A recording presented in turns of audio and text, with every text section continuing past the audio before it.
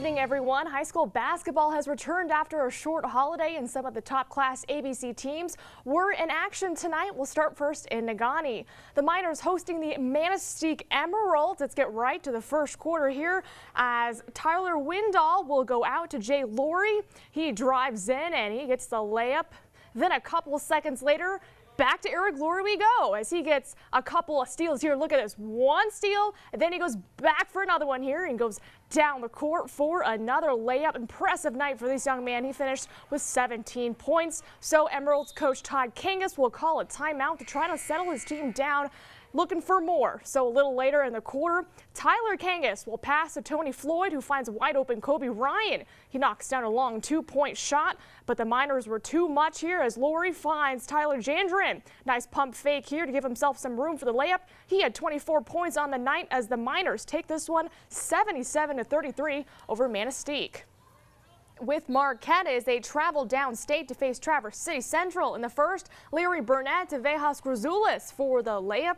Later, here comes Trojans Jackson Schremeyer. He gets the pick and roll layup, but Marquette will respond. Andrew Nyquist, he drives to the basket, gets the layup to go. Marquette led by 3 at the end of the first quarter. To the second we go. Mason Houston knocks down a wide open triple to give the Trojans a little breathing room, but no fear as Burnett gets the steal, goes down court for the layup. Marquette will outscore Traverse City Central in the second half to go on to a 55-47 victory.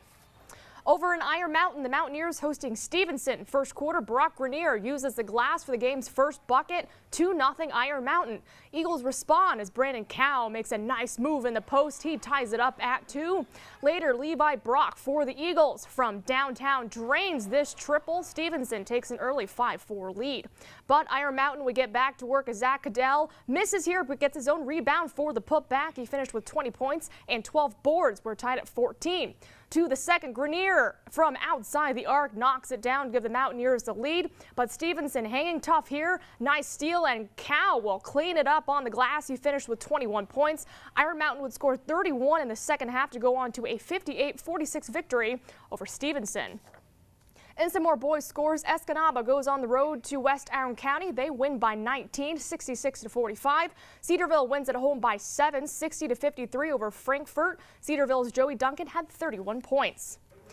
We go to Marinette as the Marines made the trip to Escanaba to take on the Eskimos. In the first quarter, Marinette's Alexandria Courting to Kirsten Metzner, and she gets this nice move off the glass for the bucket. And Eski strikes back quickly as Lindsey Collins takes a long pass and gets the layup and the foul. Good play here by both teams, but later we'll go as Marinette on the fast break. Alexandria Courting again all by herself. She gets the layup here. The Eskimos moving the ball around well as they win by 19 points at home, 59-40 over Marinette. For the Marquette Redettes, impressive on the road. They win by 42 over Traverse City Central. Hunter Vidala added 21 points and 5 steals, while Maddie Connon scored 11. Newberry edges out Manistique in a close game, 58-54. Newberry's Taylor Bryant scored 18 points along with 7 boards. And in Bark River, the Broncos win by 30 points at home, 59-29 over Mid-Penn. In some high school hockey, Escanaba hosts the Jeffers Jets, and it's the Jets' Drew Morris with a breakaway goal to start the game. Late in the first period, Levi Wonder gets this goal to go, and we are all tied up at 1 after 1 period. Now in the second, Essie leads by 2, and Wonder, nice feed from Shaler, and he scores on the backhand. It's Wonder's 4th goal of the game as Escanaba goes on to beat the Jets 5-2. In the McInnes Holiday Tournament, Hancock the winner 5-2 over Calumet. Houghton blanks Sault Ste. Marie 8-0. Jed Callio had 4 goals while Raymond Bryce finished with a goal and 6 assists. Calumet and the Sioux play again tomorrow at Michigan Tech at 6 p.m., while Houghton and Hancock play at 8 p.m. Over at Lakeview Arena, Marquette hosted its 4th annual alumni hockey game. Alumni from 3 decades participated in the red and white hockey game. The goal of the game was to bring people together during the holiday season and to help support the Marquette hockey program. There was also a reception after the game at Vango's. Michigan Tech will face Western Michigan in the GLI Championship tomorrow evening as the Broncos win 3-2 over Michigan in overtime.